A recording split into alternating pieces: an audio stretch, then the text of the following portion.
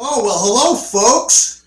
Right back again at our usual day, usual time.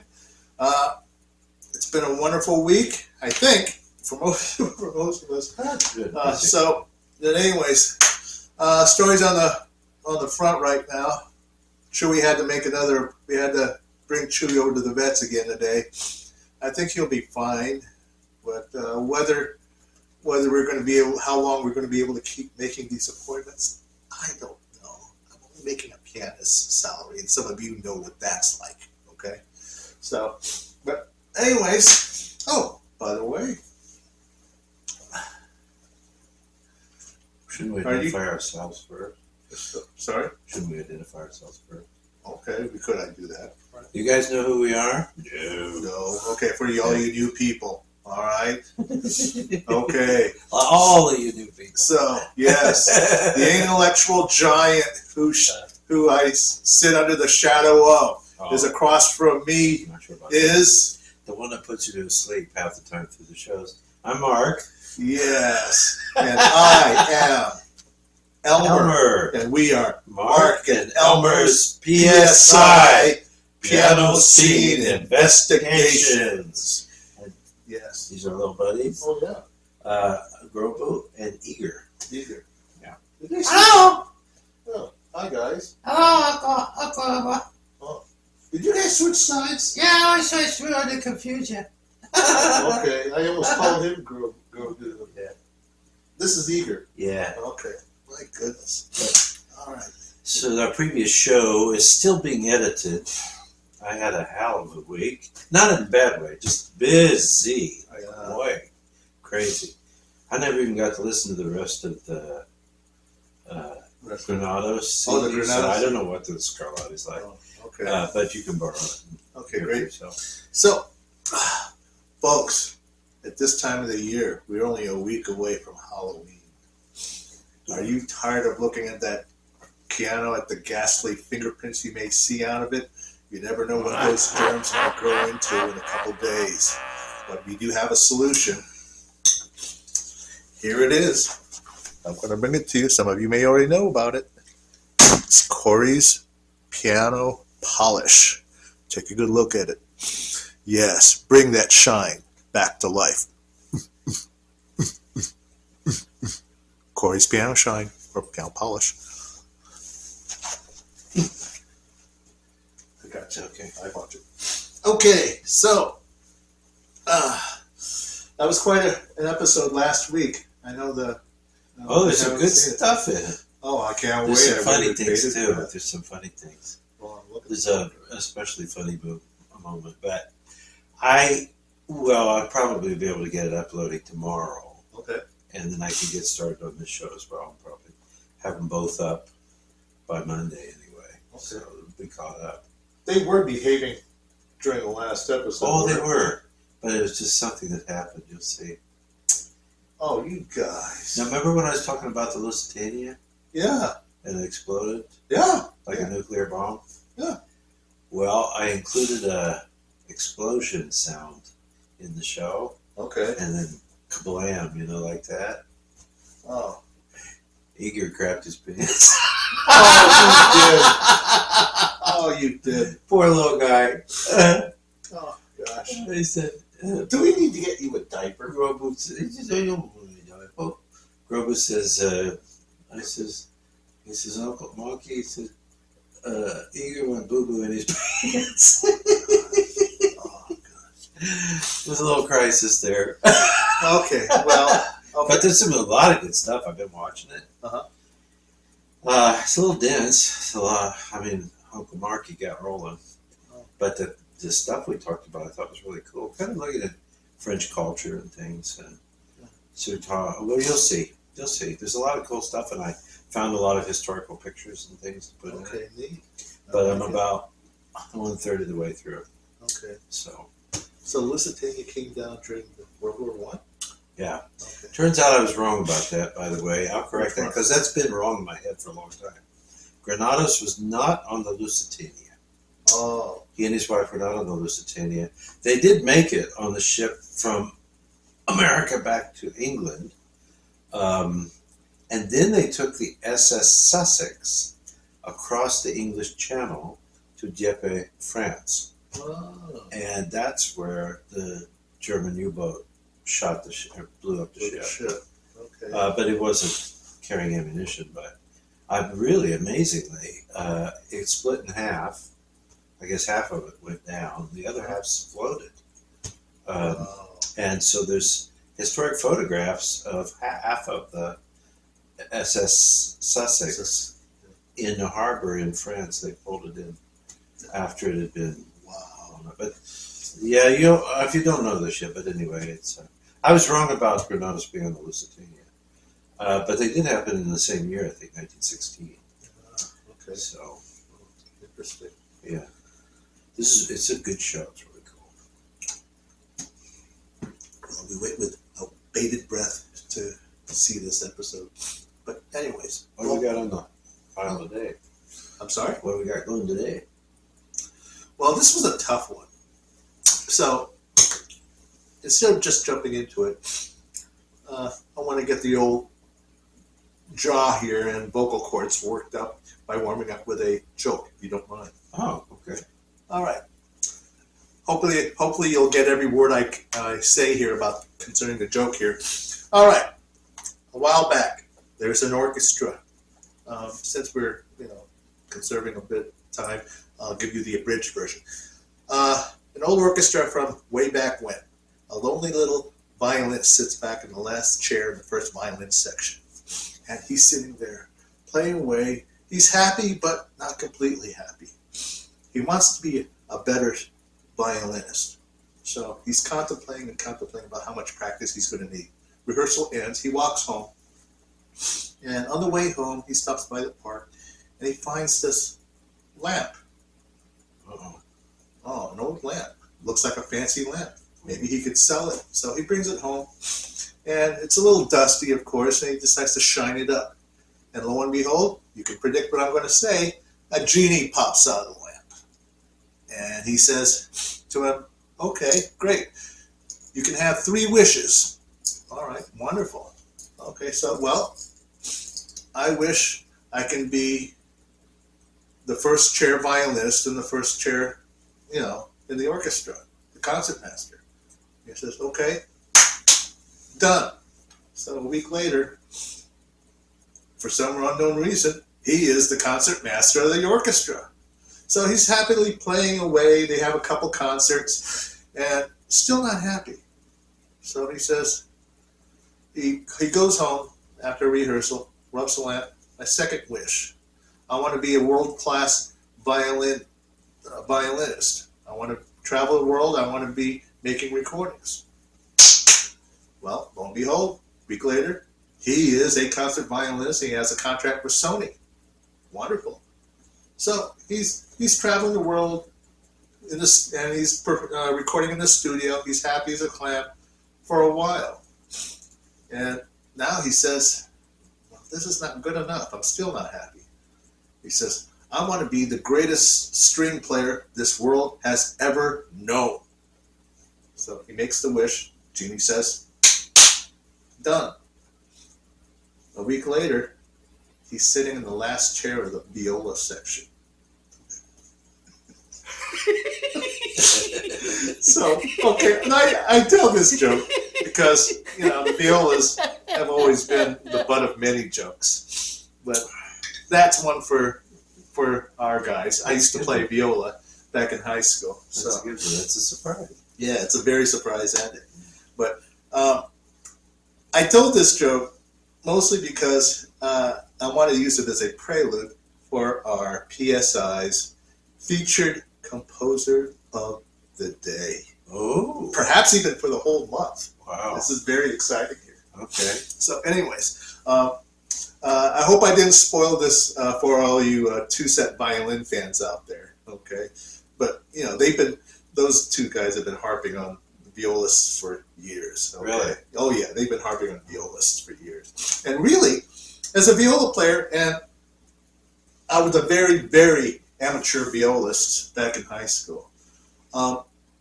And for most viola professionals, they will probably find this, you know, rather, I don't know, rather quaint of me to say this, but I've always been fond of Georg Felix Telemann's viola sonata. You know it, or viola concerto? Viola concerto. And you'll know which one I'm talking about because it's supposed to be one of the first concertos third, fourth year violists have always worked on. Oh. It's a 4-movement work that's performed for solo violist and string orchestra. I think it's string orchestra, pretty much. And I've always liked the piece. It has you know, it's a very happy piece. It has moments of tenderness, especially the slow movement. But I've always been fond of it, and you know, any really decent performance of it, you know, I would enjoy listening just for, you know, just for a moment of the day. It's very different. Okay, it doesn't sound, the viola just sounds like a viola in that concerto. It doesn't sound like cello. It doesn't sound like violin. That's a viola sound. Viola is, in comparison to voices, is like a contralto voice. So there's a soprano, the mezzo, and even an alto, and then the contralto is a really low-range female voice. And interestingly, the viola is tuned. It's set an octave above a cello, but the strings are tuned at the same pitches. Yes. So C, G, D, and A, but everything sounds an octave higher. Yes. I was thinking when you were talking about that, back when we were younger, like in the 70s. Yeah. And of course, thereafter, before and thereafter, there was a great team of Itzhak Perlman on the violin and Pikas Zuckerman on the viola. Oh, Remember? yes. Used to be on PBS and stuff. Yes. Zuckerman was an interesting fellow because he played violin as well. Oh, yeah. And probably, I would say, equally as well as Perlman. I mean, Perlman was an amazing Oh, yeah. violinist. But, I mean, as a string player, I mean, Zuckerman was right there.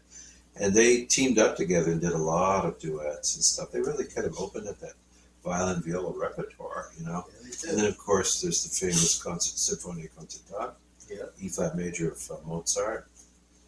There's some interesting viola repertoire, and some composers have been attracted to it. Oh, absolutely. Harold in Italy of Berlioz has written it. Yes. And Brahms wrote his 2 sonatas either for clarinet or viola.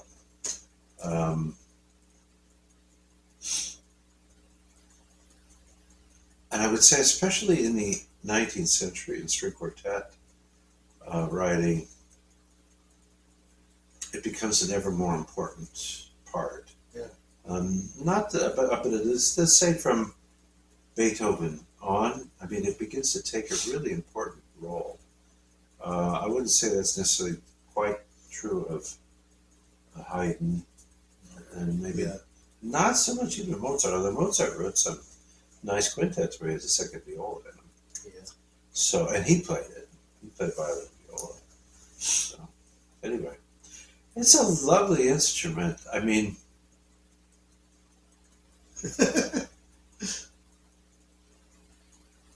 I think it depends on the instrument to some extent. Of course, you expect a concert artist to be able to really play. I don't know if violas always get the best choice. Yeah. Of it's string makers is like violins do. Yeah. And cellos often get quite a nice selection of things. Oh yeah, It's really good French cellos, for example. But the only thing I think about violas when I would hear it when I was a student at school, they're not high quality instruments. Yeah. I'm talking public school. Yes. In general. But there's something about the range of the instrument.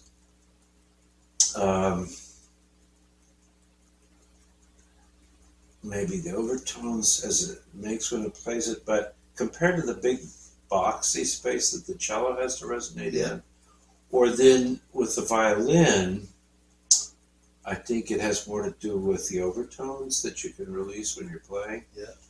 The viola sometimes sounds a little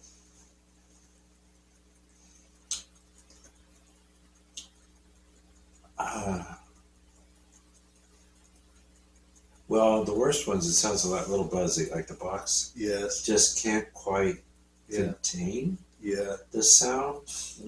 I mean, when you listen to somebody like Zuckerman would play or great violas, they've probably got one of the best instruments in the world. Yeah.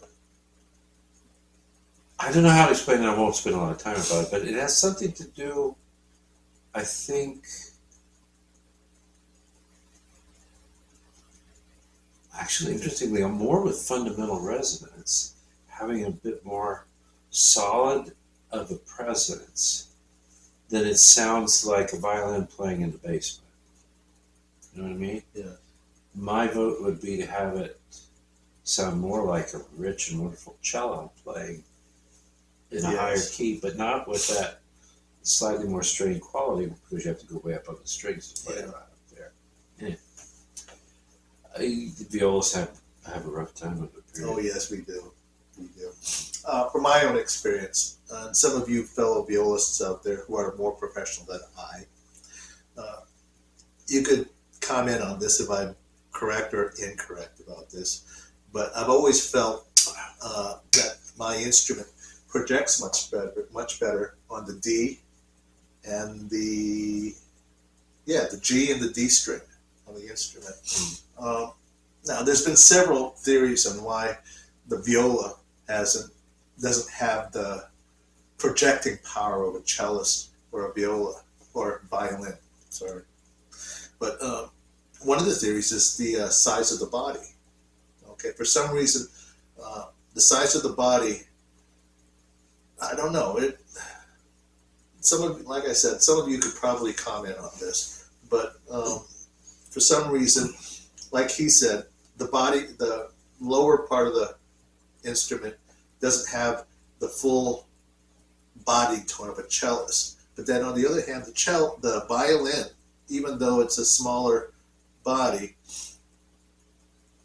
I don't know whether it has something to do with the bowing or the strings. My guess it's mathematics. Yeah. It's probably just proportionality. Yeah. It has something to do with the length of the body, the breadth of the body, probably, and the strings and where the pitches take place, I suppose. My guess is it could be solved with mathematics. Yeah, I'm sure it probably could. Somebody should do an experiment on that. Now, being an amateur violist myself, I remember back in college, in the earlier days of the, Central Ohio Symphony Orchestra, I was sitting somewhere. One up in Delaware? Yeah, the one in Delaware. That's what you went to school there. I went to school. And you played in the orchestra. And I played in the orchestra. And you won the concerto competition and played with the orchestra. Not right? quite. I thought you played the front. How did well, it was, like I said, it was a college community orchestra. Yeah. College community orchestra. And the reason why I got to play the César Franck Symphonic Variations with them was because I was a senior, and my piano teacher at the time, Robert C. Lawrence, had some pull with the orchestra and, the board members. And so he suggested them that, for the president's concert, that he recommended me to play with the orchestra. And I had we had been working on César Franck's symphonic variations, and we did it for 2 pianos for a recital once. And he said, "We should have you do it with your orchestra." Did they make you play the viola part when you weren't playing the piano? No, luckily for me, I didn't have to play the viola for that. So, but, yeah, it was an excellent concert. It was a very good concert. But I interrupted you. You were going to say something about playing the viola. So, but I remember at a rehearsal we were doing Beethoven's Egmont Overture. Oh. And so, anyways, it opens with this open C string for the violas. And at that time, I was sitting in the middle of the viola section. And so the C was with, and now mind you, I didn't have a full-size viola. Uh-oh. I was stuck with a 3/4 size viola. Oh. Okay, With your little boy? Well, I was much smaller. Okay, so but anyways, the 3/4 viola. So I'm sitting there going, and right away the conductor was like looking at me. I was like, This is the voice of it. and he says to me, he says, "Thank you, Elmer." And right away, the front chair viola says, "What did he do? What did he do?" He says, "All right." He cuts off the orchestra and says, "Hey, Elmer," he says, "would you please come up here and show the viola section what you're doing over there?" He says, I'm getting a full, I can hear you, but I can't hear them for some reason. And I showed them, he says, "What are you holding?" He says, "Well, it's not a full-size viola." And I said, "It's a 3/4 viola." He says, "You're getting that sound out of the 3/4 viola?" Yeah.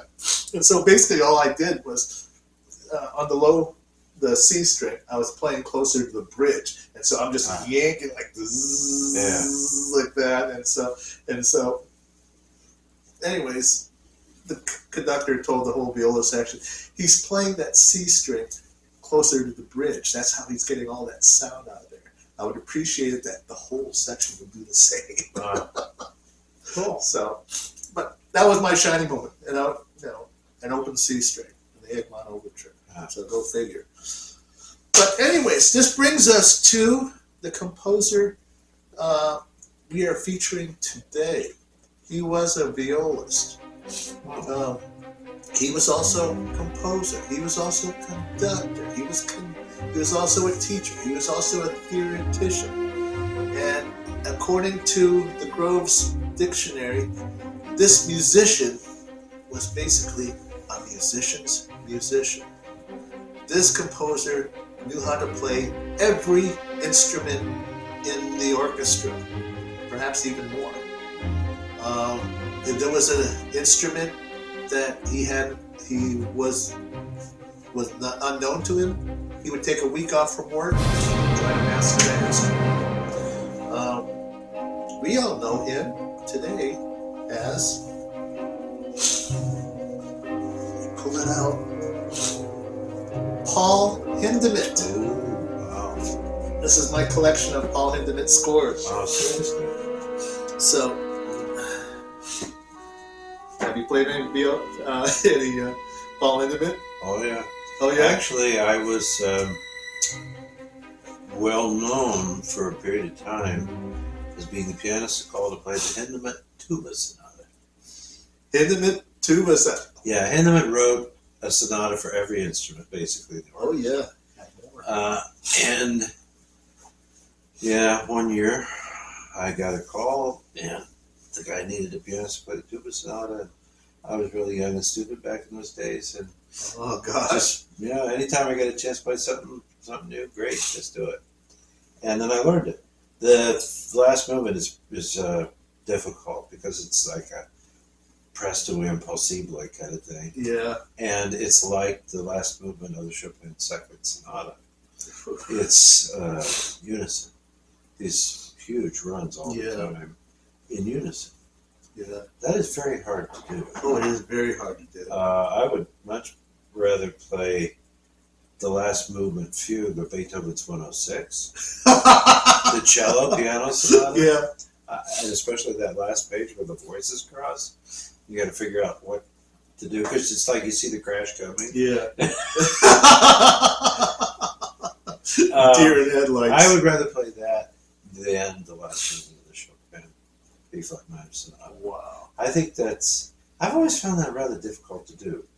You know, jazz people do that. Oscar Peterson could do that. You know, just play all this stuff in unison, right, left hand. I find it challenging. But anyway, yeah, I played some instrument. I played the viola sonata.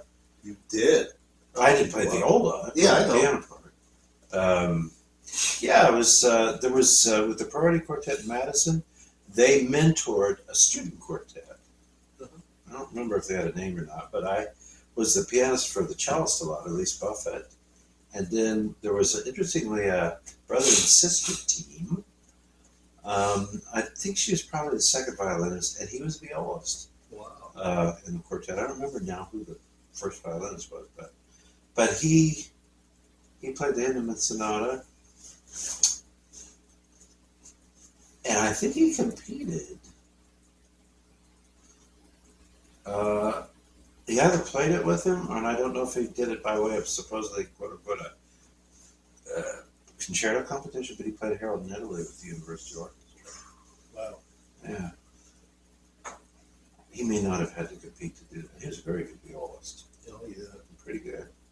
And, I think the people in general, he was a little tallish, and thus everything's a little longer, Yeah. I mean, some violas are pretty good size. Oh, yeah. My God, you gotta be able to reach out there and play it. I was never comfortable with it. I would think it's just in and of itself physically a challenging instrument to play. Oh, yeah. Because it's like a violin, which I think can be very comfortable. Probably.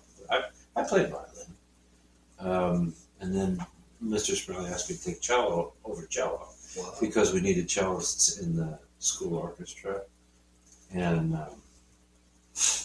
that was fine, And then I played cello in the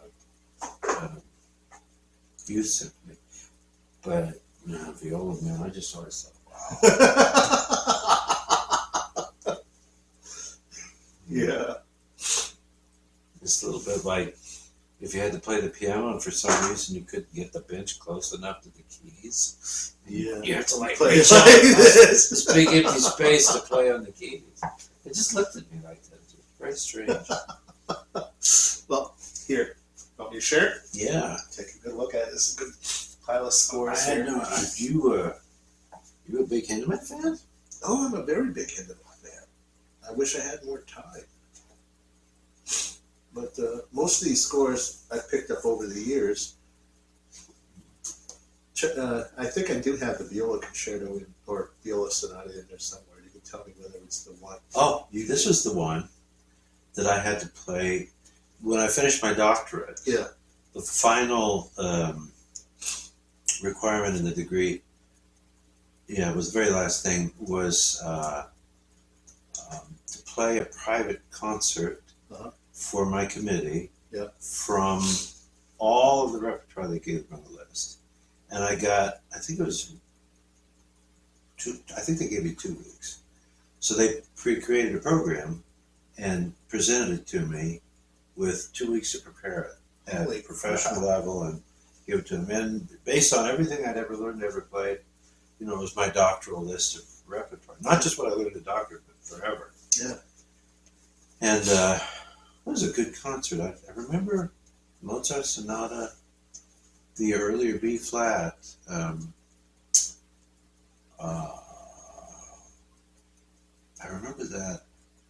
And honestly, I don't remember anything else. But I remember liking it. It's that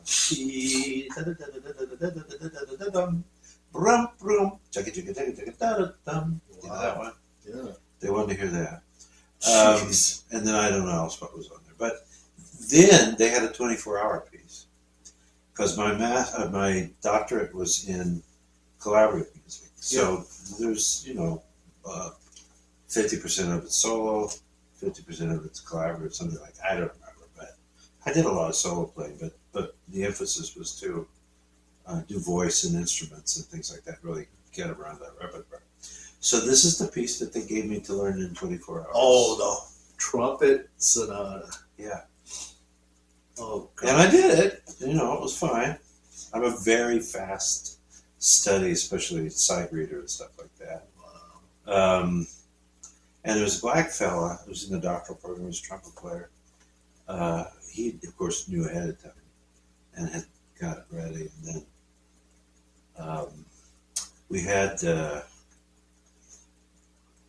able to meet that morning in the hour before the performance and just kind of go over the tempi and things, any special parts that he thought were especially difficult. We did a good job. Of course, he was really quite good and well prepared. And I did a good job of it. I thought the faculty was satisfied, and the trumpeter shook my hand afterwards. So. Yeah. Look, here's there it is. The viola sonata. Yes. Finding a Ludus Tonalis. Yes. And piano classics. Yeah, this one has the suite 1922 in it.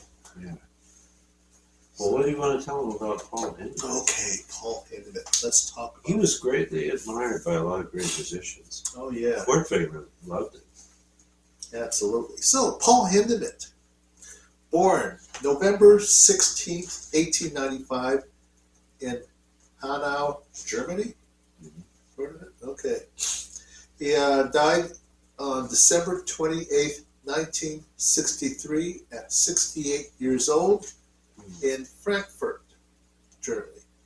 He was composer, violist, conductor, author, teacher, theoretician. Oh man, lots of these. You talk about your, what do you call that? Something meth, polymath. Wow. Let's see. His wife is Johanna Gertrude Rottenberg. They were married 1924 to 1963 when she died. Parents: Robert Rudolph Emil Hindemith. Mother: Marie Sophie. We'll come back to the Johanna and Robert a little later on. He had won some awards: the Howland Memorial Prize and the Balzan Prize. He was most of his education was at Dr. Hawk's Conservatorium. Later on, he would be the founder of the Amar, or the Amara Quartet, 1921. I'm not sure if it's Amar or Amara. It's because I've seen both names. He was a violist, right? Yeah, he was the violist. Yeah. There's a reason why he put together that quartet. It was named after the first violinist, whose name was Nico Amar. And he named the quartet after him because Nico was one of the few musicians at the time that really understood Hindemith's music. And so, anyways, Paul Hindemith came from a very poor background. However, it was his father who encouraged him to study music. Paul Hindemith was the eldest of three and made sure that all three children studied some music.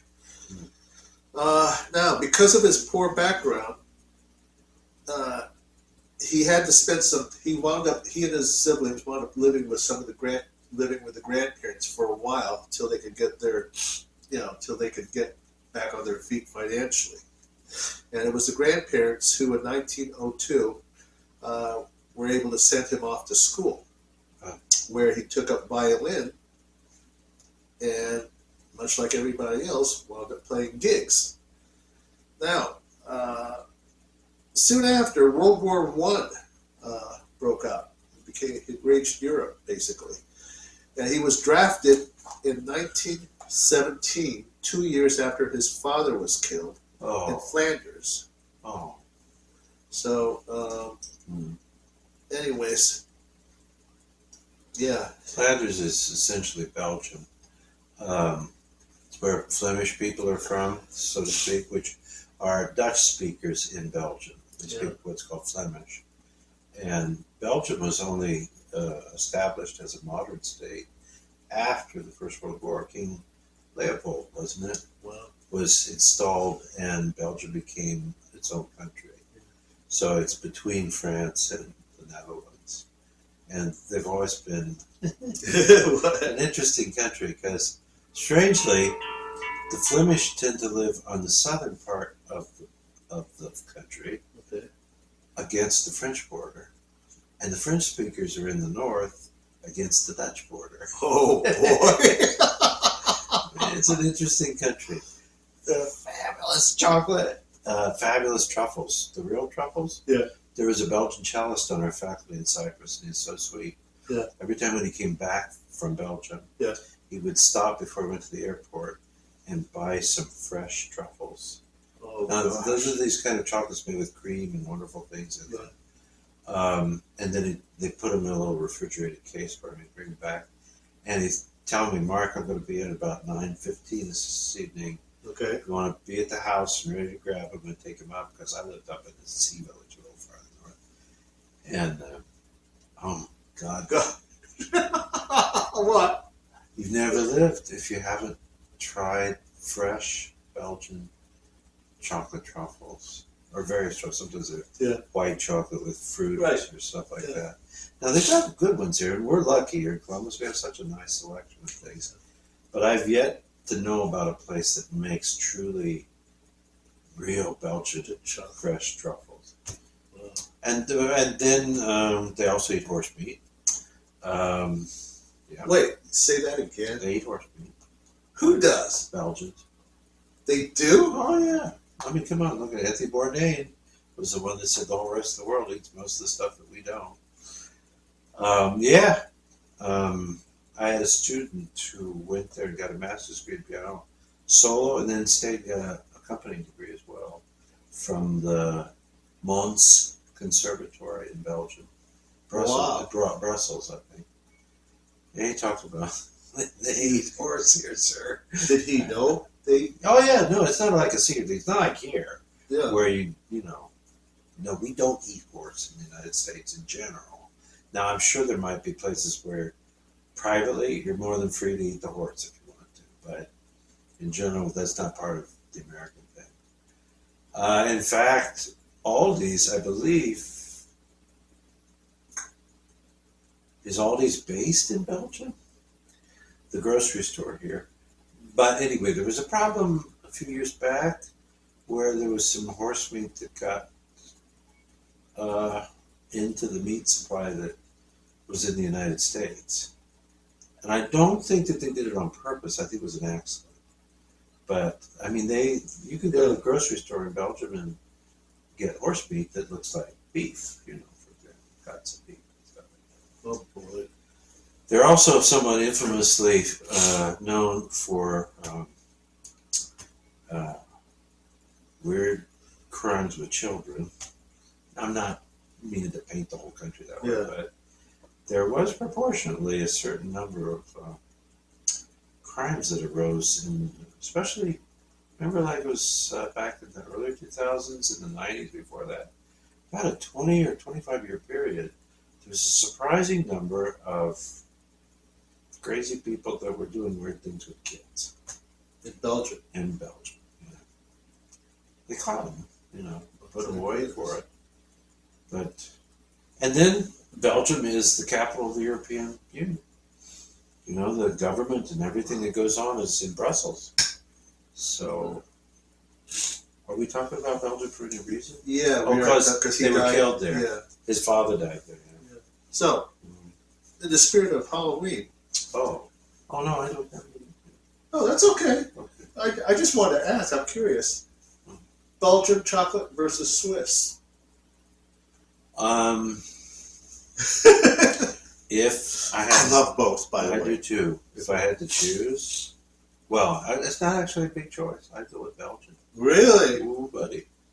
Gosh. Yeah, some damn good stuff comes out of there. Well, Swiss are quite famous and rightly so for theirs.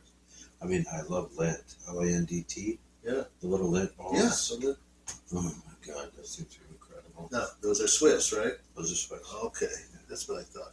Yeah. All right. Well, wonderful. Well, I guess I'll have to go out and hunt me some Belgian chocolate. You usually find some of that stuff at Aldi's. Yeah. It's pretty, not very expensive, and it's pretty good. Yeah. And the cool thing is although they do eat horse meat over there, on the other hand, they don't use genetically modified products. It's forbidden EU. No, well, So whenever we get like, we look to buy our pasta here. Now you could buy stuff that's organic and not derived, but generally we buy our pasta that's manufactured in Italy, for example. Right. And then if you can get like, did you know, this is a sad thing, I'll shut up after this. That's all right. I promise myself I wouldn't talk this much. Because I really let go of the last one. M&Ms, if you look at a bag of M&Ms, no matter what kind they are, whether they're just ordinary or with peanuts or almonds or whatever, read the bottom, made with bioengineered materials. All of them. Well, And now many times it's the nuts. Yeah. It can be aspects of the chocolate, and it could be food coloring sometimes. We quit eating M&Ms because we generally stay away from the bioengineered stuff. Yeah, so we. There's a company from Germany that makes essentially M&Ms. They're not called, they'll call that. Yeah. It's called Chausseur. Despite the name, it's a French name. Yeah. Chausseur, Chausseur. But it's German. Okay. And that's how we get our M&Ms. And they sell those at Aldi's. They do. Yeah.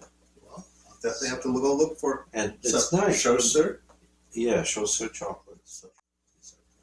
And that has nothing to do with Hindemith, but that came out of Belgium because his dad died in Belgium. Yeah, I know. Okay, so we honored him by talking about Belgian truffles. Absolutely. Hey, it's my favorite. So. What would you choose? What's your Belgian chocolate? Oh gosh, Mark, I've never met much chocolate that I didn't like. Tell you the truth. I mean, thank goodness he told me about the bioengineered thing with the M&Ms. Yeah, that was a big disappointment. Yeah, that was a very big, because I loved M&Ms since I was a kid. Who doesn't? You know? I know. I mean, it looks so friendly to look at. You know, I mean, look at all the colors. Yeah. You know, and so it's just this little M or, you know, so. Yeah. Look out for nuts too. Yeah. Read the back side of the container with the nuts. Yeah. You know, and then you can have those cartoon characters that are talking M&Ms. Yeah. So. My kid's not gonna resist that. Maybe, and maybe that's M&Ms didn't used to talk to each other. No, that could be the bioengineering. It could very well be. Just don't get any ideas, guys. So, anyways, more about Paul Hindemith here. His education at the Conservatorium.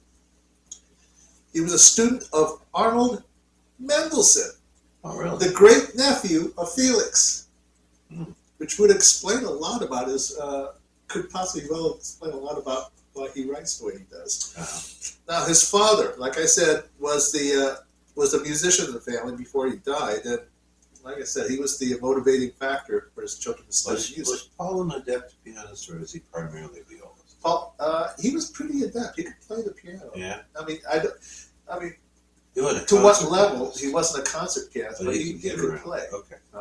He accompanied things. So. Because the one thing I'd say about his music, sometimes it's awkward.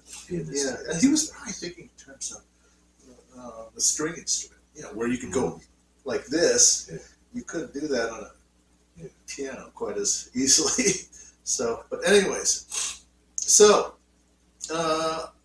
After becoming the man of the family after his father passed away, he joined the Frankfurt Opera Orchestra to bring in the family income. And eventually, it didn't take long for him to actually become the leader of that opera orchestra. Really? Yeah, he did. He was not just a concert master, but he was basically, handling a lot of the books and managing and things like that. He was concert manager, but he wasn't concert master. That specific title for the first violinist. Yeah. Who leads in the performance. But he was playing violin at the time. Oh, he was playing violin? Yeah, he was playing violin. So he was a concert. He started off. Was that good? He was that good. Oh, yeah, I did not know that. Yeah, he wanted a concert master eventually. Oh. And basically, the leader. I thought you meant he was doing it for the viola section. Oh, no. He started off with violin. He did, according to most bios, he didn't go into viola seriously till about 19. 50, I think. So it was You know, much. It was a little remember- much later. Zuckerman came over from Israel as Yeah. a violin prodigy. He went to Juilliard. I think he was in his teens or something when he picked up the Yeah. viola. I'm not exactly sure. I don't remember why or how he was encouraged to do it, but because he was, I mean, the boy was discovered in Israel and sent as 10-year-old, 11-year-old Yeah. to Juilliard Yeah. in New York I remember City. reading something about that. And was studying there. Quite an interesting story about him too. He was quite a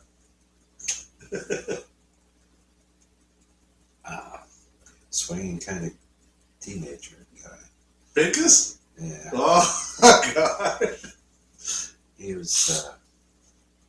Well, he was a very handsome boy. Oh yeah. I mean, even on his Yes. record albums. He had a beautiful wife too, Eugenia Zuckerman, Wow. and I played for her. Oh, I the was in flute master, player. the flute player. Yeah. Yeah. She was doing a master class in Madison. She was very lovely, but she was very tall. I think he was tall. She was a tall lady.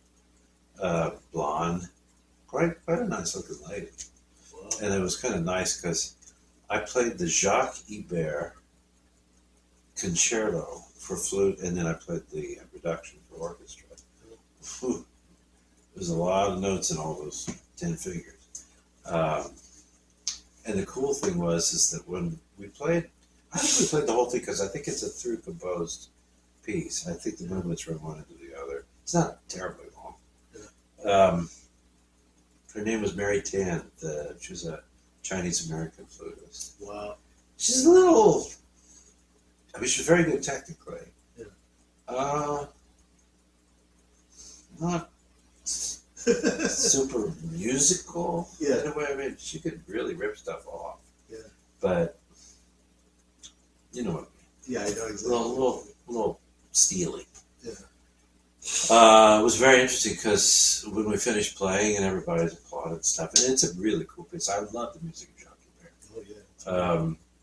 And Mary did a good job with it, and I did really well. I loved playing it too because it was very engaging. It was really cool music. Eugenia Zuckerman comes up, and instead of like talking to the flutist or anything, first she comes over behind me, puts her hands on my shoulders, and she was, I don't know if anybody else did, she was squeezing.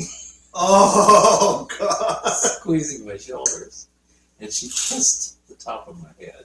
Whoa. I used to have a lot of hair. Okay. You know, this is really full head of hair. Yeah. But she kissed the crown of my head. And then Mary was watching. Everybody was watching. Yeah. And Mary was watching.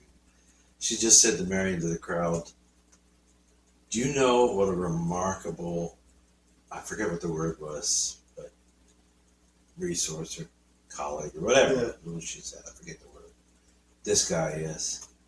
And she didn't put her head down next to my face, and she said loud enough for everybody, "Bravo, wow, bravo." And then she went over to talk to Mary. Oh, And I was just like feeling real good. I was married and all that, and I was always very loyal to my wife, but let's see. Yeah. Yes.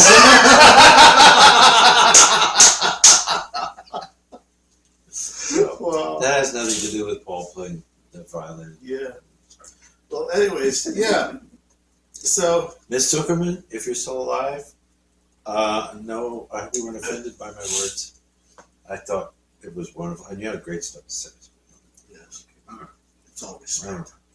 So, anyways, Paul Hindemith, okay, is now the breadwinner in his family. Okay, and so he did what we all parents do, is play gigs, play the violin.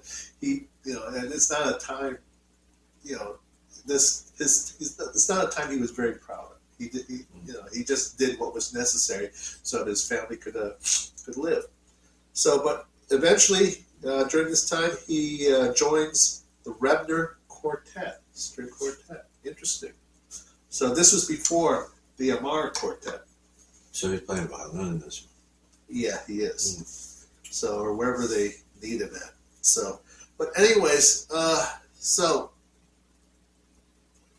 the rest of the time, let's see, he's just, he's still composing, and I didn't have enough time to write more notes, but he had been experimenting with composition. A lot of his compositions was mostly a reflection of the music that was going on back then. Okay, and supposedly he did some experimentation with expressionism.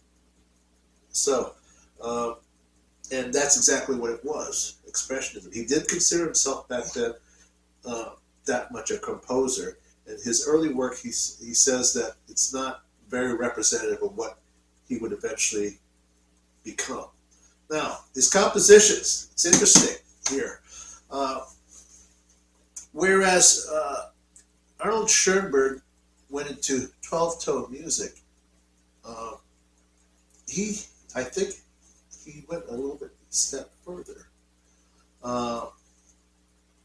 He always analyzed his music and other composers' music as well, and according to a tonal system that he was much more interested in. Mm.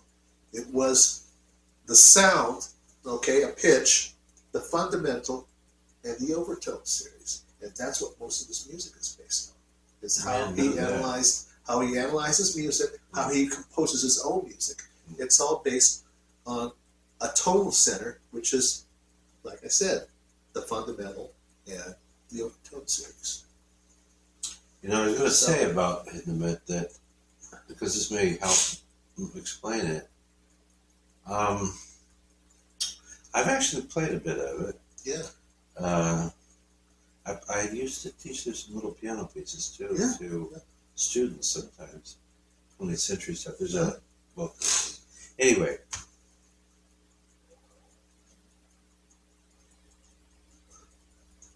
I found that approaching Hindemith's music, to begin with, well, it's some serious math homework to work out. Oh yeah, absolutely. Fingerings and things, and you know how to do stuff. And at first, I don't quite know exactly what words to use to really create a nice picture, but it feels unfamiliar and a bit difficult to get to know. But then the more time you spend with it and the more time you play it, it kind of grows. Oh yeah, absolutely. Has a certain, I don't know, I remember when Professor Wynn described learning the Boulez Second Sonata as one of those ancient Chinese trunks with all the little drawers in them, and you can pull the little drawers out and find these little treasures or things inside them, and that there's more and more to be fascinated with. Not so much from the exterior, but from what you found inside of it. That then you realize that there's wonderful jewel-like treasures inside the thing. Yeah. I found Hindemith like that. Sometimes the melodies come across as a little cockeyed, right? Yes, a little bit. Yeah. But there's something finally a little charming, and even, you know, what when you talk about it being based on the fundamental and the overtones, you're talking about a mathematical symmetry, right? Yeah. That ultimately it fits well inside itself. Yes. Right? And that might be what ultimately, it's a bit of a struggle to solve the math, but then once you've got it, it turns into something else. It's almost alchemical. It's like different things that you blend together, and then they become a new thing that actually harmonizes and has really good energy in it. Yeah. And as I said, I thought it was very interesting. Hindemith was highly regarded by contemporary conductors at the time. Yeah. His music got performances. Oh yeah, absolutely. Um, But it was also hard to grasp, not just for the musicians, but the audience. well, I think for the same reason. I think Hindemith, if you're going to do it, make the commitment and experience it a few times. Yes. Now, as a performer, I mean, you have to get it to the point where you feel like you're doing something with the music, right? Yeah. But for a listener, yeah, as I said, do the whole copyright thing. Yeah. But the other thing, though, is if you, I don't know how much you're going to say, but Yeah. when you get into the 20s, for example, this is a very special time in Germany because the Germans were defeated. Yeah. They were blamed mostly for the First World War. There's a lot of hostility against them, and most people historically would suggest that the way the Western world treated Germany after the First World War was directly, partially responsible for the rise of the nationalism, the Nazis, and because there were stories about the economic pressure put on Germany after the war. Yeah. And keep in mind that at the end of the 19th century, the beginning of the 20th century, Berlin and Germany was in some ways a leading light in the world, in the arts, in sciences, in medicine, mathematics, physics, archaeology. I mean, and some international basis for certain things, like the eugenics movement, which was very strong in the United States, especially, for example, California. I'm not speaking in favor of it per se, but it was a big deal back in those days. Yeah. Well, Berlin was the capital.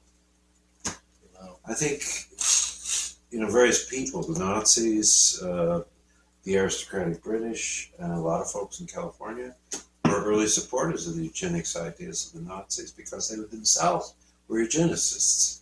They believed in creating a superior human being with the idea that in doing so, it would lead to greater stability and peace in the world because the people would have certain qualities that would happen. That was the idealism. But, I mean, the point is that from a cultural point of view and, let's say, material point of view, industrial point of view, Germany was doing quite well. It was very strong. Yeah. After the war, in the toilet. The French and the British especially, punished Germany strongly. Woodrow Wilson and the Americans wanted to be careful not to do too much to them, but no, the French and the British were really, really, really hard on. Oh yeah. I wouldn't say they were nasty, but because we talked about this. I mean, the British lost a lot of boys in the trenches. The British still talk about the First World War.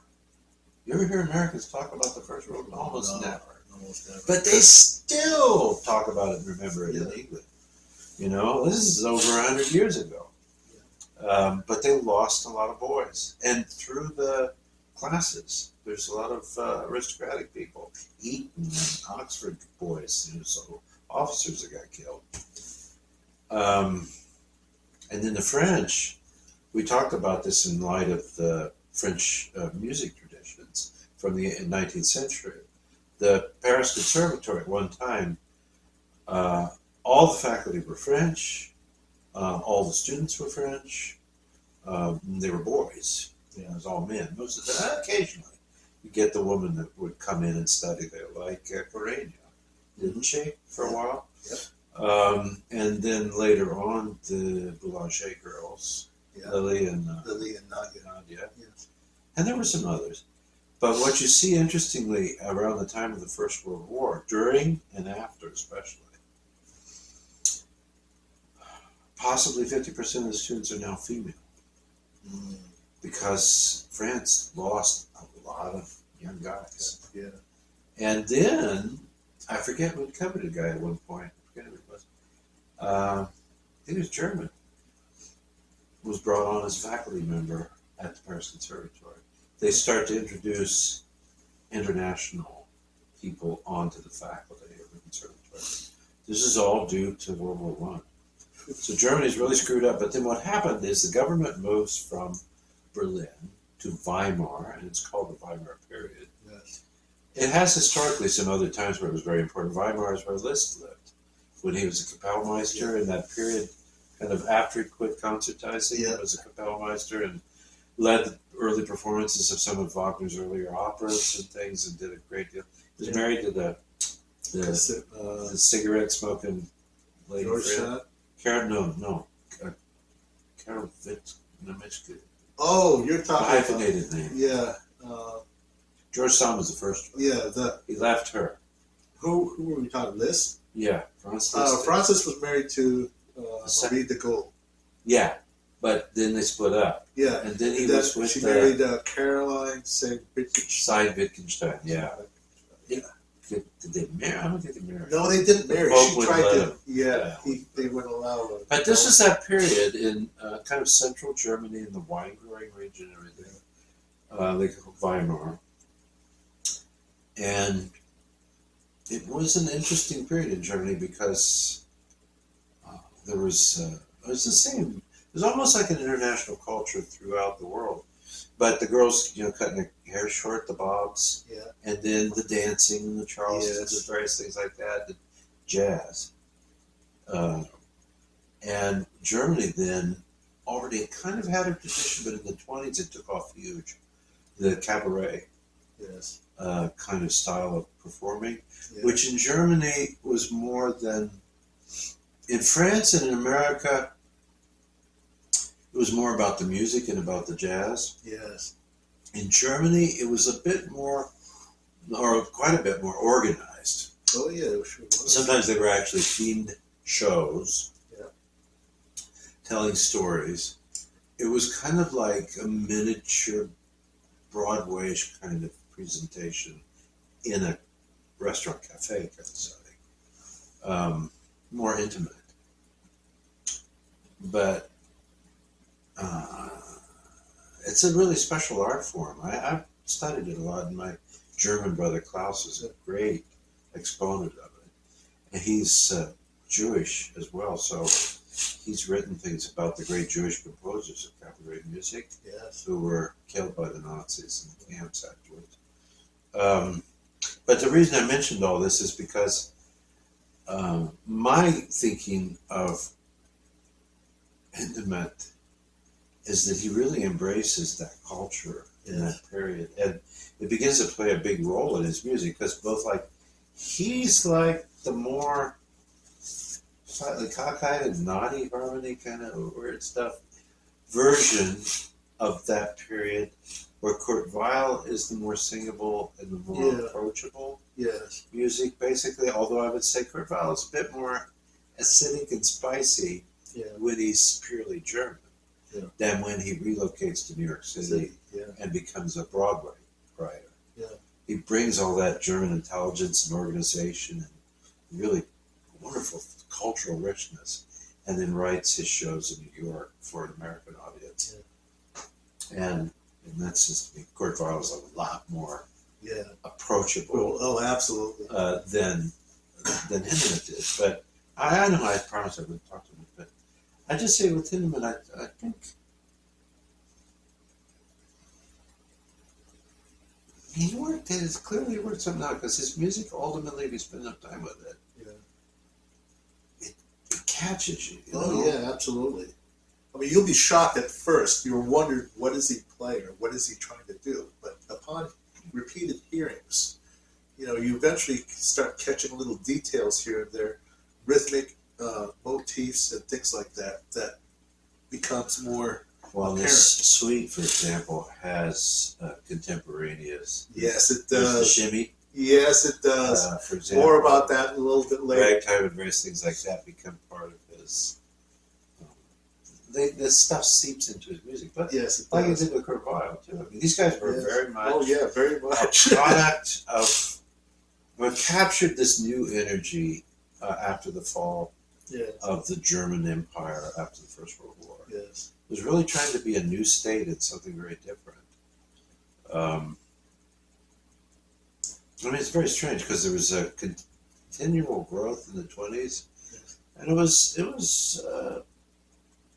fostered by the new young Soviet Union. Yes.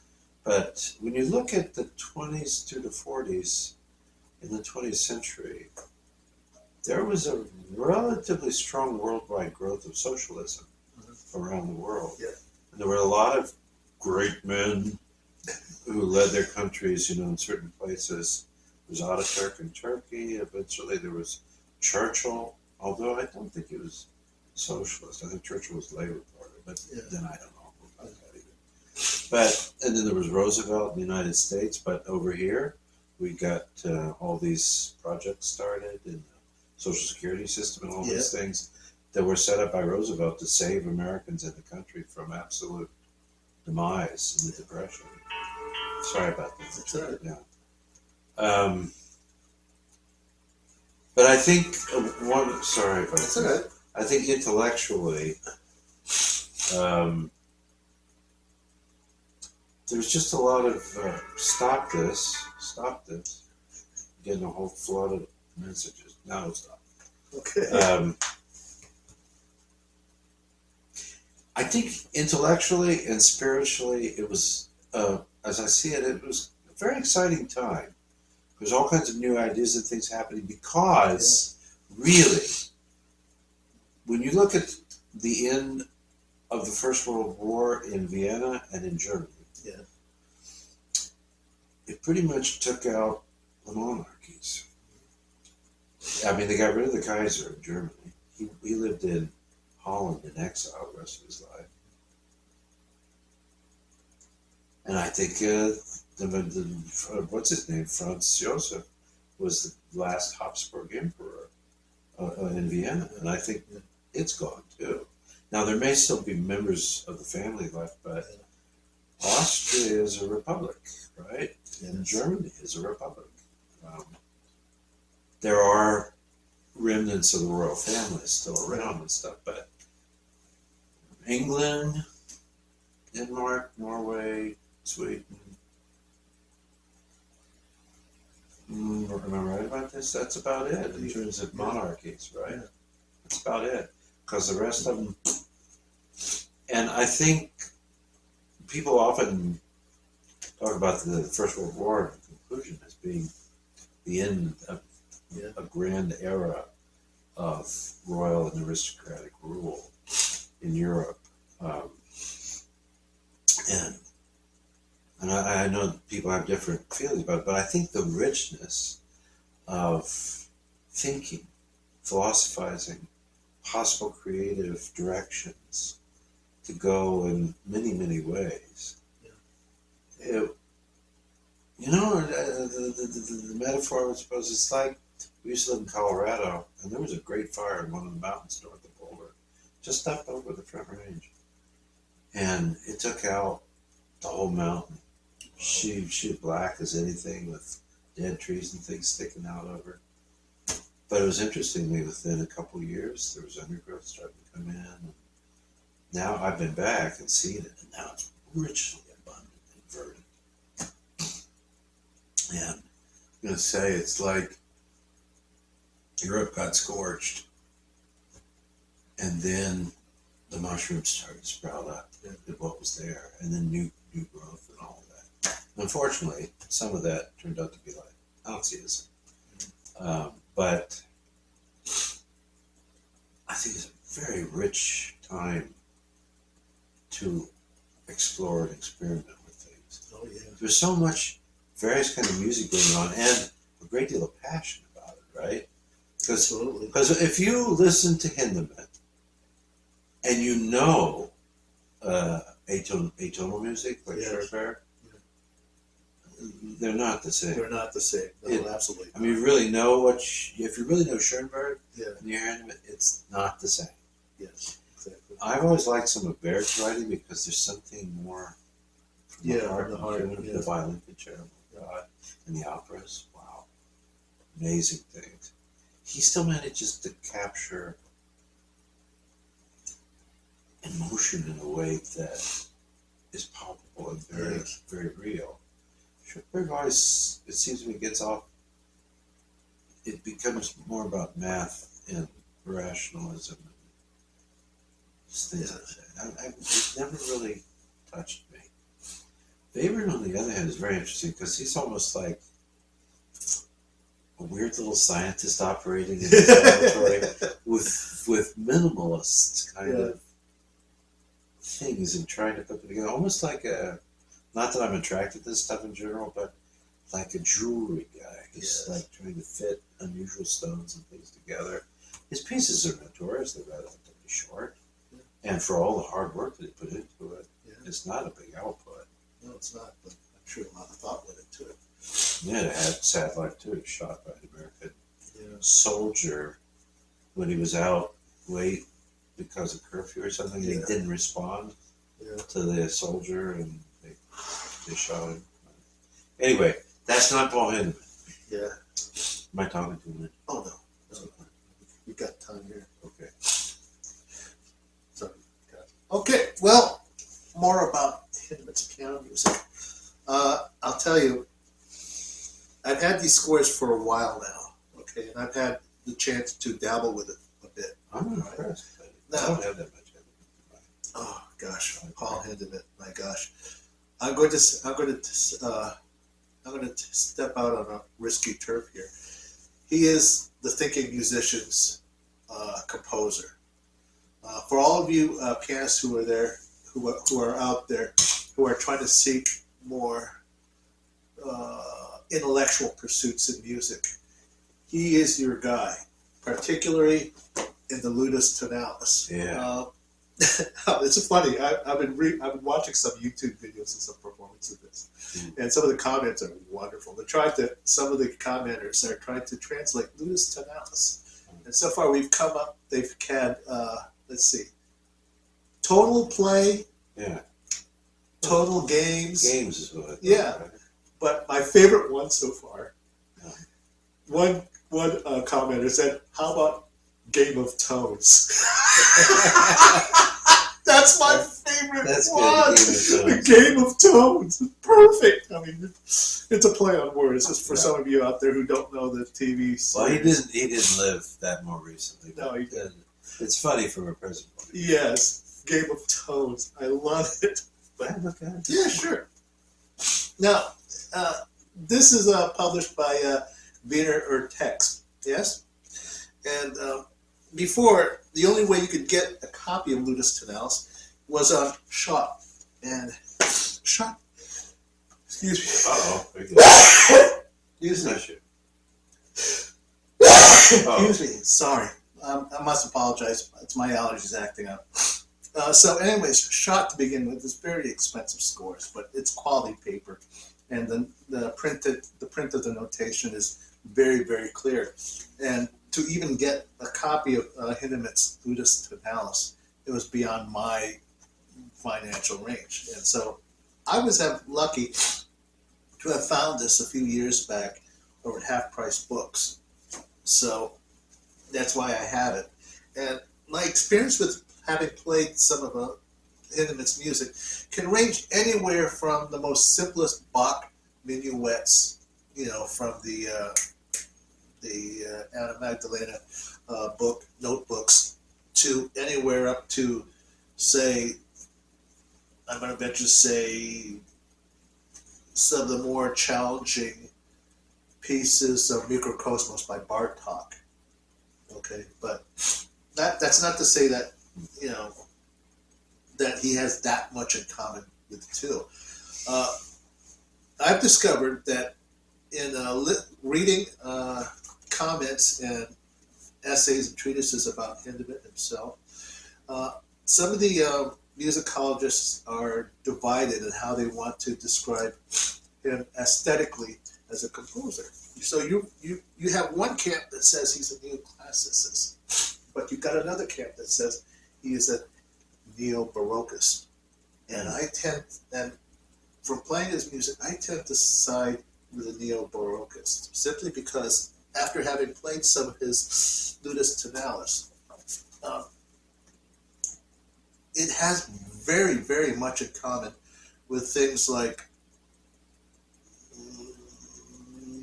two-part inventions and the sinfonias, some of the dance pieces from the French or English suites, or even a partita. The one thing that's really prevalent about these pieces here by Paul Hindemith. Do you remember? Do you remember that book you talked about that was a study on rhythm that Paul Hindemith came out Yeah, with? that's what I studied rhythmic training with Dr. Wynn. Yeah. It was by Paul Hindemith. Yeah, Paul Hindemith. I don't. You still have that book? It might be up there on the Okay. shelf somewhere. All right. Well, anyways, if you've never read that book or perused through it, this is practically the culmination of all those theories right here. It's There's amazing. In that book, it's not just rhythmic training. There was sight singing, stuff like that. It's more challenging sight Oh singing. yeah. Because he also gave me the solfege books from the Paris Conservatory. Oh wow. He studied with Nadia Boulanger and quite adept at those things. Wow. Keyboard skills, figure bass and things like that. And then sight singing and ear training stuff like that. Wow. From the French school. But interestingly, he used Paul Hindemith as well to teach me. Now, I'm going to show this to our viewers here. This is the Ludus Tonalis. It starts out with a preludium. It ends with a post. This whole collection ends with a postlude. But this is the preludium. Right there. That's the first page. Okay? Now, take a look at those figures. Look at the very opening measures. What does this work remind you of? Right here. And I was astonished when I first started playing the first few couple pages of this. I kept thinking, this work reminds me of something, and I couldn't quite put my finger on it. I had to sleep on it for about a day or two, and it struck me. It reminds me of the opening to the Chromatic Fantasy Fugue. Look at those figurations.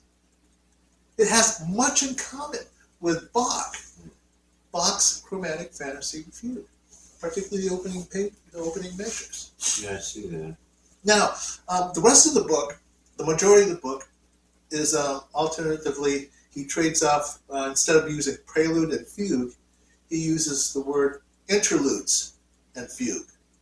Okay. Now, some of you pianists who haven't looked at a Hindemith score before, it's interesting to note he doesn't use any key signatures.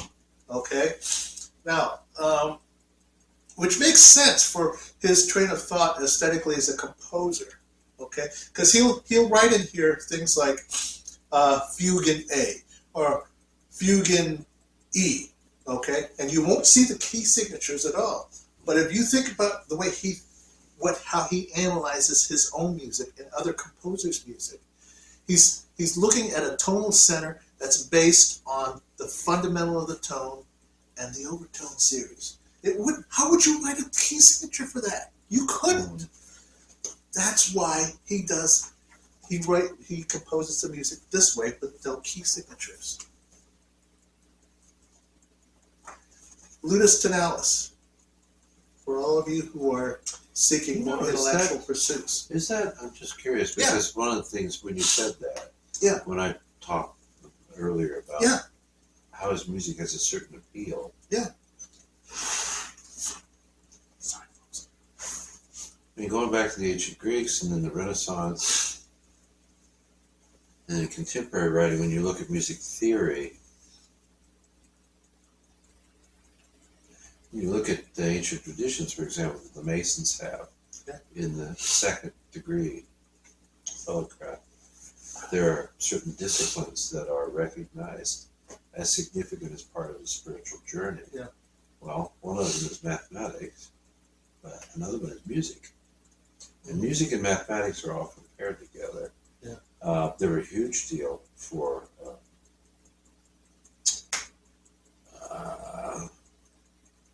begins with a P, the guy that does the triangle with the hypotenuse. Pythagoras, the school of Pythagoras, for example, talked a lot about music. And Pythagoras was neither one that worked out the octave on a little, what do you call those instruments that we already pick the string, it's an open thing you pluck. We use it like in Kentucky mountain music and stuff. Zither. Like that. Auto harp. Yeah. He mathematically picked out the notes for the octave based upon a single string instrument. Well, I know that in the writings, because we had a really good teacher, Dr. Walters, William Walters, in the deal in Renaissance music, and he looked at, the church's role, of course, is inescapable. Yeah.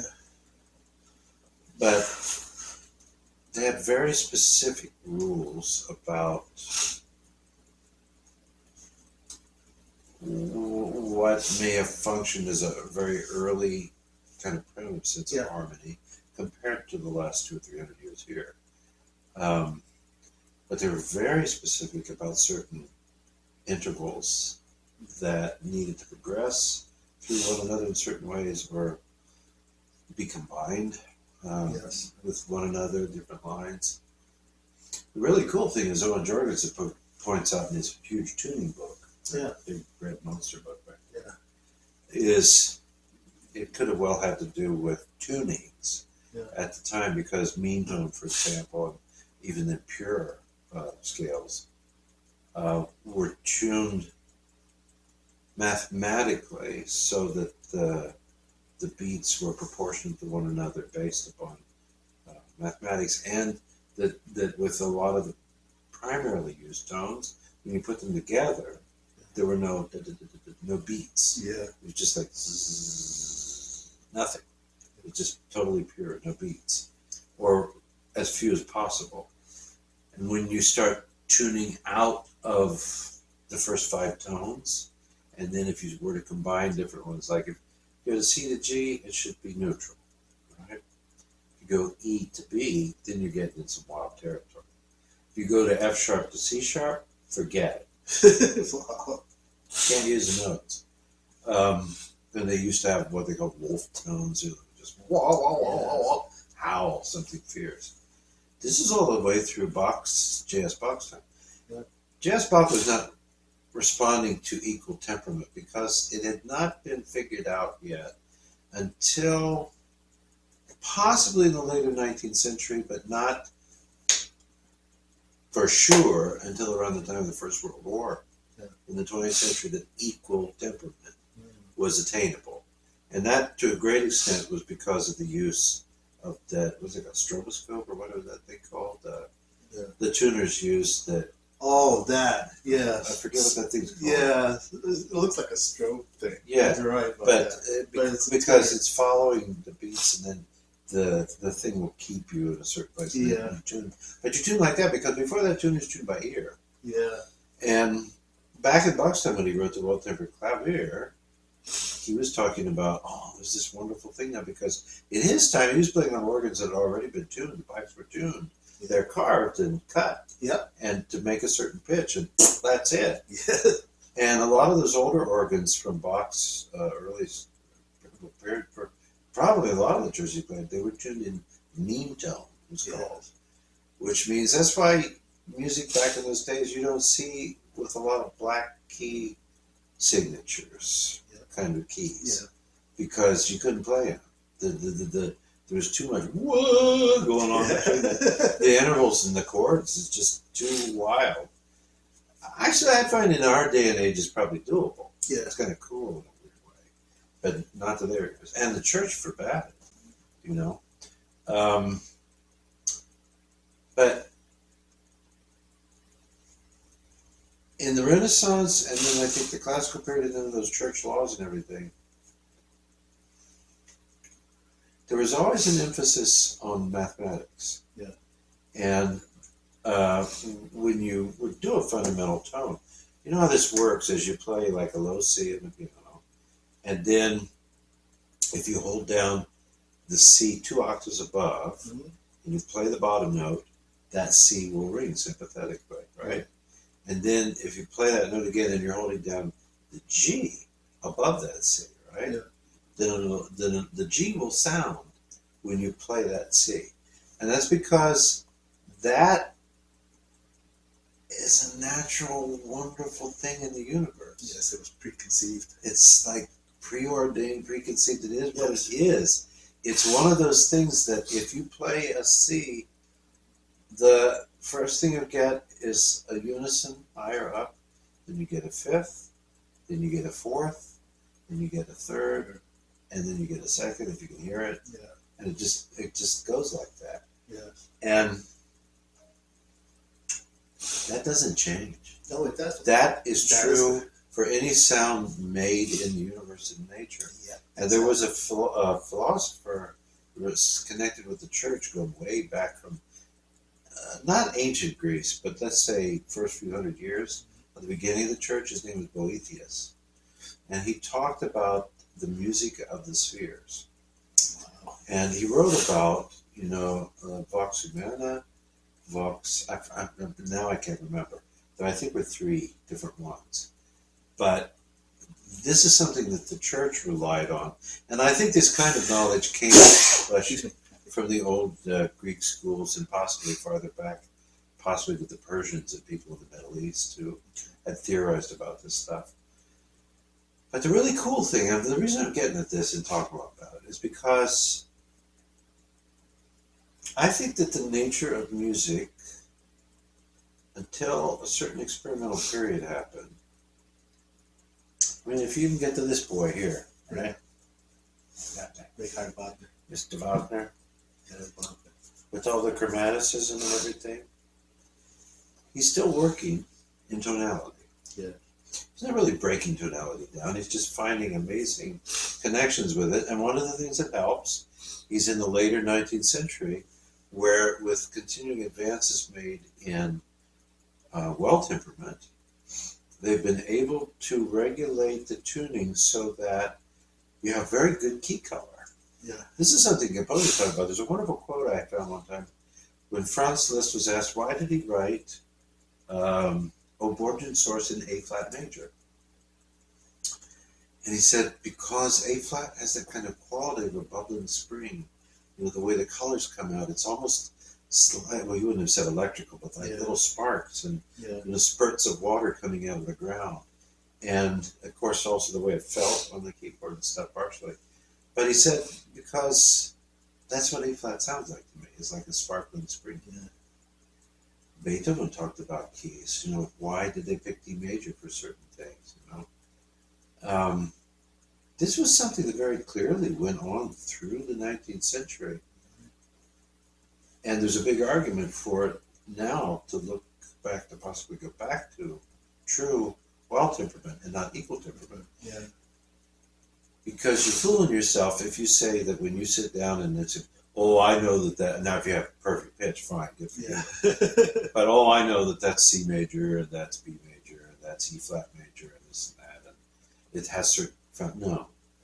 Equal temperament means every major third beats the same. Every perfect fifth beats the same. They've worked it out mathematically so that the beats are absolutely purely equal between intervals, whatever they are. Yeah. So a perfect fifth down there, a perfect fifth up there, whether it's on an E flat and a B flat, or it's on an A flat and an E flat up there, it doesn't matter. The proportionality of the beats are the same. They took the color away by doing this.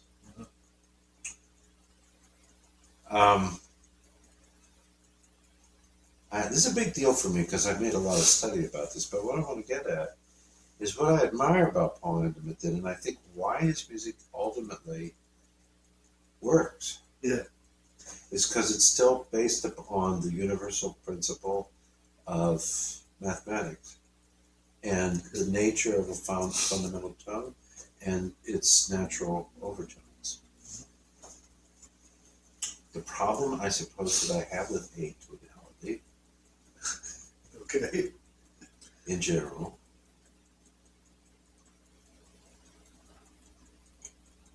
it no longer looks at the relationship of notes in terms of harmony. Yeah. And harmony itself is based upon, I think, historically, an increased ability to use what at one time were very dissonant and disparate notes against each other, where the tuning became more useful, that you could have the richness of chromaticism that Wagner, for example, was using, late Liszt as well. I find it very interesting that atonality became a kind of a school of its own about the same time that we got rid of color from tuning. So it doesn't matter. It doesn't matter what the key is, because every interval relative is the same anywhere on the scale. And I think the notes in, I might be speaking very stupidly for some people who really admire this. I know some people are crazy about that. Isn't it? Somebody like, is it Mitsuko Uchida?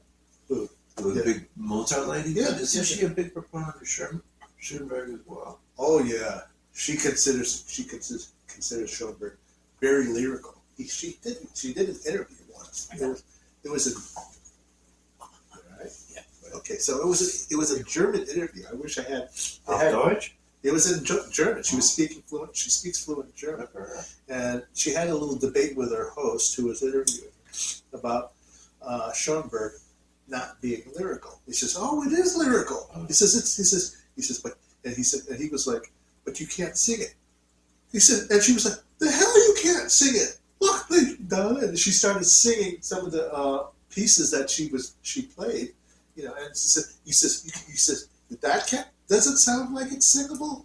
You know, she says I mean, I think with her, in-depth practice of Mozart, I think she finds a lot of things singable. To tell you the truth. Well, I would agree with her. Yeah.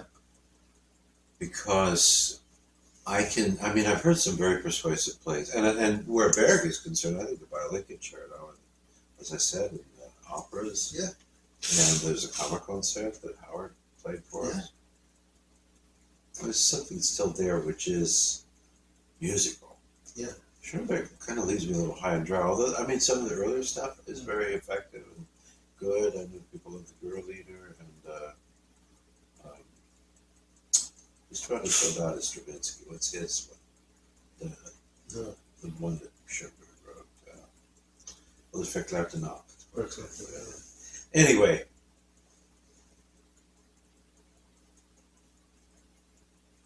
The reason I got into all this was because of the fundamental overtones. Yeah. It kind of opened the door to it. The pure atonality. Just say, I've played some of the music, certainly had to listen to it, recognize it. We were made to, really get to know some of these pieces and such. And I have played some Schoenberg, and I don't know if I played any Berg. Is there any Berg I would have played? But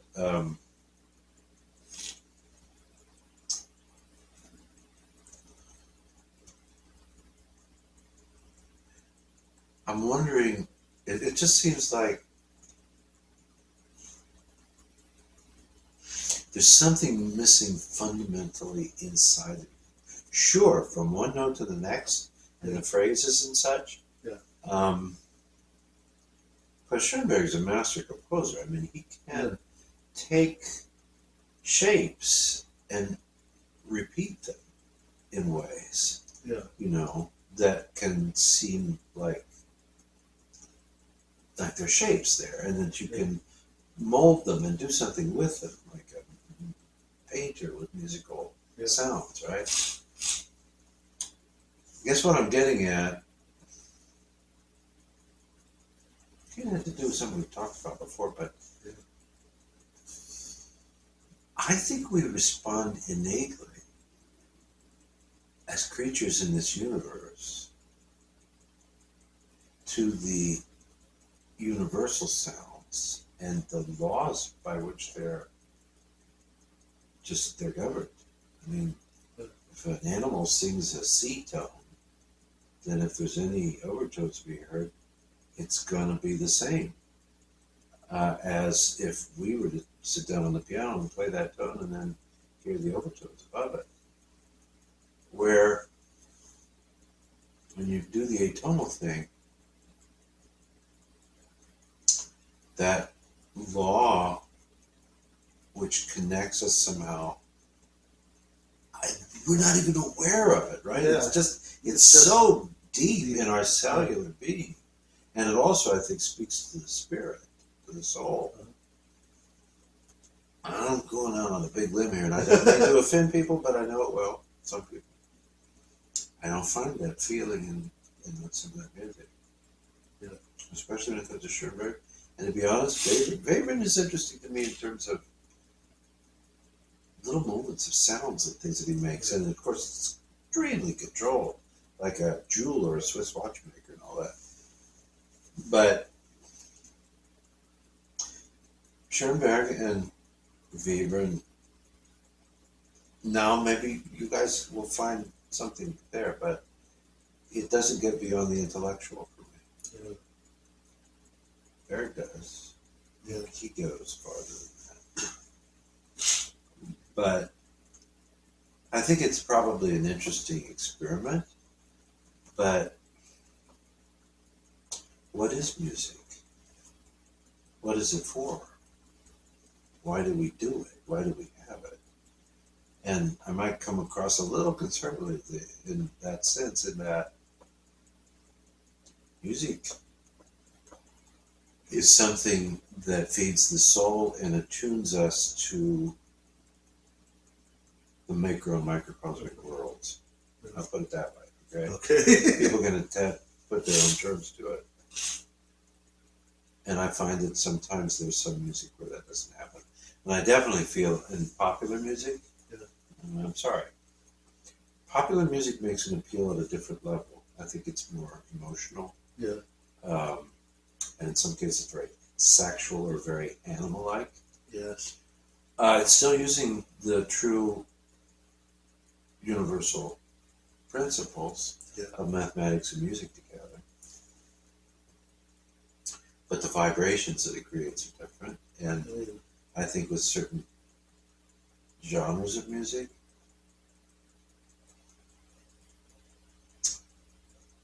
it doesn't, I just don't think it works the same. I definitely don't have the same feeling. No, I love certain kinds of, well, one might just say non-classical music. Yeah. All kinds of stuff. Yeah. Really good stuff. But the feeling that I have from Brahms, or wow, Wagner, Beethoven, or Schubert. There's something spiritual in my response. There's something that's pulled out of me when I hear that music or play that music. That I don't get as much as I love jazz. Yeah. As much as I love Hoagie Carmichael's songs. Or even Berlin sometimes. You know what I mean? I know exactly what you mean.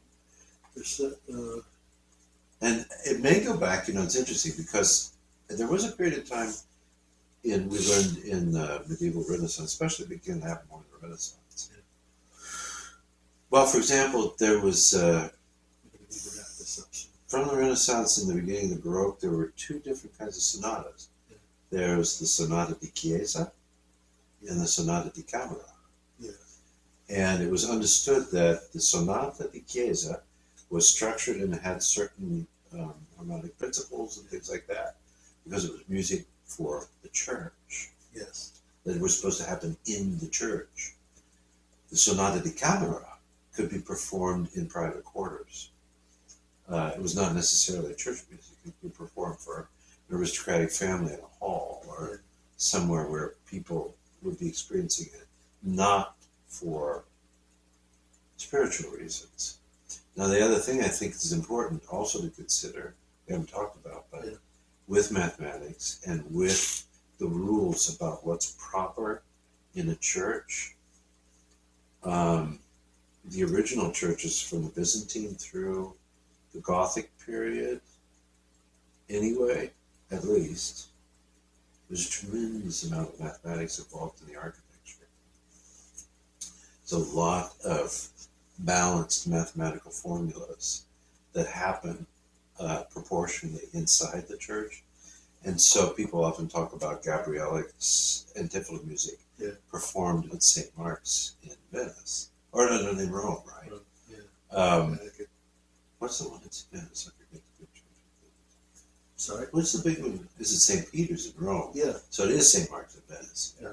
Which is where Gabriele, I think, wrote his music. And if you hear it in recordings in there, and of course it would be performed in performance practice with the tuning and the pitches and everything, there's a harmony of energy. It feels and sounds amazing. Very unique, you know, in that kind of way.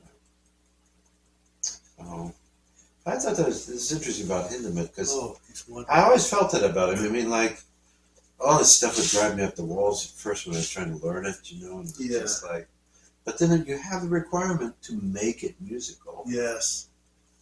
And then as you begin to work with it, as I said, it turns into something. It's alchemical in that sense. Yeah. Or like when you make a really great sauce in French stuff, you put these different things together, and initially there's this taste, that taste, but you cook at a certain time, it gets to be the right temperature, and then, oh my God, that's delicious. Yeah. You know? And I think that's what happens with this music. I want to make a concluding remark about this, Okay. Hindemith's music here. Okay, folks, I told you about the intellectual pursuits of Paul Hindemith's piano music. Now, I want to talk about my rock and rollers out there. Uh-oh. All right, so as far as writing virtuosic music, okay, I could cite perhaps the first piano sonata for some of you hot doggers out there. Okay, it's filled with chords, big octaves. It's very high octane stuff. Now, the higher rocket fuel stuff is the Suite 1922. Okay, it is an Opus 26. The last time I heard this performed was at the Van Cliburn competition back in the, I'm going to say, mid-'80s, I think, early mid-'80s. And it was the gold medal winner, Simone Pedroni. Really? Yeah, he performed this Suite 1922. He also performed, let's see, Mussorgsky's Pictures at that competition and the Rachmaninoff Sonata No. 2, 1931 version. Wow. He did all of that, and it took him to the gold medal. Now, there are 5 movements to this Suite 1922. The first one is called March, or Marsch in German, I guess. Is it a SCH? Yes, it's SCH. Oh. March. Second movement is called the Shimmy. Okay. The third movement is a Nachtstücke, night piece, or nocturne. The fourth movement is entitled Boston. Boston, as in Boston, Massachusetts. And the last movement is Ragtime. Now, to say that these pieces are a reflection of the music of the time of 1922 is just a little bit on the elusive side. It can be a little bit eluding. Now, Want to say that again? What? I'm saying that these pieces, if they're a reflection of the dances right. and the fads of 1922, Right. it's a little slightly elusive. Now, if you recall, Igor Stravinsky having written at least a couple of ragtime pieces for solo piano. Dedicated one to Rubens. One's dedicated to Rubinstein. Which you never played, right? Which he never played. I mean, I'm sure he dabbled with it. Yeah. He could probably play it, Yeah. off on the side or something. But anyways, when Igor Stravinsky composed those ragtimes, or he even had some blues elements in some of his works. Believe it or not, Stravinsky did have blues. He was looking at scores as his model, okay? So, and it's a different approach to what Hindemith did. Hindemith is more of a reflection of the performance practice of those pieces. Yeah. So when he composed his ragtime, it was more of a reflection of the practice of, or how would you say, the practice or reflection of the improvisatory style of how the pieces were actually performed. Okay, so even Scott Joplin, he did play his works the same way more than once. Or, yeah, I mean, it was always different every time he played the entertainer. I could show you. Oh, I wish we had that thing working. I could show you what he did in some of his recordings that are very much different from the printed score. Who else? Jelly Roll Morton completely transformed the entertainer at Maple Leaf Rag. U.B. Blake, another personality in the ragtime tradition, completely changed the way the entertainer sounds. And for some of you who only know the entertainer and Maple Leaf Rag as it was in the printed score and modern recording. In the Paul Hindemith movie, right? Yeah, you have to look at some of these really much older recordings by some of these other ragtime pianists that did completely different things. Hindemith is no different. Okay, he still manages to sound like Paul Hindemith, but that ragtime piece at the end, it is a showstopper to end all showstoppers. I tell you. He writes something here in German. It has something to do with using the piano as a kind of percussion instrument. And he says something about using your fourth finger or your sixth finger. I guess I don't understand sixth finger, fourth. Something about the fourth or sixth. Can you translate? Don't look back at what you have learned in your piano study.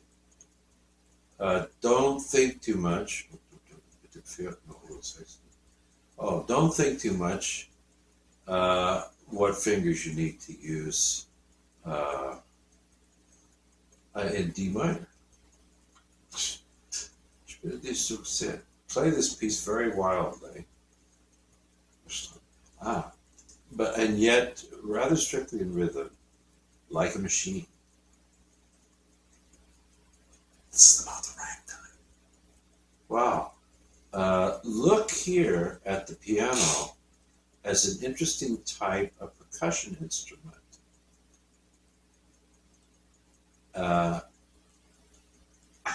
What? And kind of a crazy speaking thing. A crazy speaking thing. Handle the Menschsprechend. Although there's no period. Oh, there's no periods at the end. Okay. Yeah. So, he's saying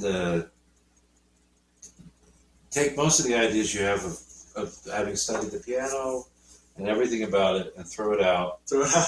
Think of this as in a more machine-like way, and yet he's also suggesting you play it very wildly, which means with a great deal of freedom. Yeah. And actually, that's the way I would interpret what he says wildly. Yeah. Because then he does emphasize more strict rhythm. Yeah. And treat the piano as a percussion instrument. Wow! I had him translate because it's in German. There was no English translation of this. So, but anyways, what he said, and this is ragtime. Okay. If you're interested, I'll see if I can dig up that recording of Simone Pedoni because he does it. Cool. He did an excellent job on that. I was wondering about some pianists nowadays who. Are they playing Hindemith? I was thinking who's the brainy Jewish guy in Germany, Berlin, who did all the concerts during COVID? Oh, Igor Levit? Igor Levit? Yeah. He seems to me to have an ear for that kind of thing. Yes, he does. But then also I'm thinking of the Icelandic pianist. Bickinger? Olaf? Yeah, speaking of Olafsson. Yeah. I wonder if either one of them would be drawn to doing it. Oh. Who's playing Hindemith nowadays? Well, I was going to tell you about that. Oh, okay. All right. So today, where is Hindemith's significance as far as this piano music goes? Okay, if you look at history, Glenn Gould actually recorded three piano sonatas. Okay. Now, even more recently, in the last couple of decades here, in 2002, it was a new score was discovered among his wife's papers, and it is a work called, I have it written here, Klaviermusik mit Orchestra, Opus 29.